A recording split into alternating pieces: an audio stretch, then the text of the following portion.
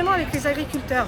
On a besoin d'eux, que ce soit pour faire du polyfloral de printemps, pour faire du tournesol, pour faire du sarrasin, pour faire énormément de mielés en fin de compte. Mais c'est sûr que si d'un seul coup on nous redit qu'il y a des produits phyto qu'on doit remettre sur les cultures, il va y avoir en fin de compte une catastrophe sur nos abeilles aussi. Il y a de la mortalité due aux pesticides, ça a été prouvé et on le sait.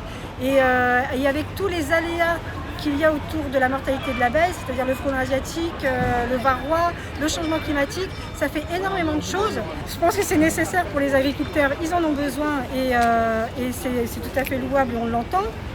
Mais il va falloir travailler aussi avec les apiculteurs, parce qu'on est nombreux aussi en France, et on a besoin qu'il y ait quelque chose qui soit mis en place pour protéger notre biodiversité, notre métier, et tout en travaillant avec les agriculteurs. Il y aurait plus de 46% des miels qu'on retrouve dans les supermarchés qui seraient d'importation. La France ne produit pas assez de miel pour tous les consommateurs, donc importer du miel, pourquoi pas. Après, il est peut-être temps aussi que les grandes surfaces mettent en avant le miel français et non le miel d'importation. Il y a énormément d'exploitations apicoles qui ferment aujourd'hui à cause de l'importation du miel.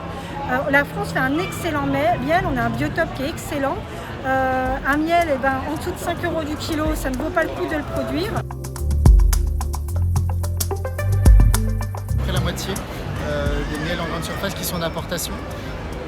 Ce qui est très problématique pour nous au sein de l'apiculture nationale, et je parle en conventionnel autant qu'en agriculture bio, plus en agriculture bio même, où on n'arrive plus du tout à vendre, ou alors on a beaucoup de difficultés à vendre avec les grossistes.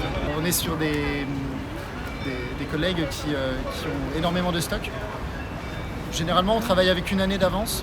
Ça nous permet de lisser quand on a une très mauvaise année en production. Et là, on est plus souvent sur 2 années d'avance et avec des trésoreries qui commencent à être très très basses.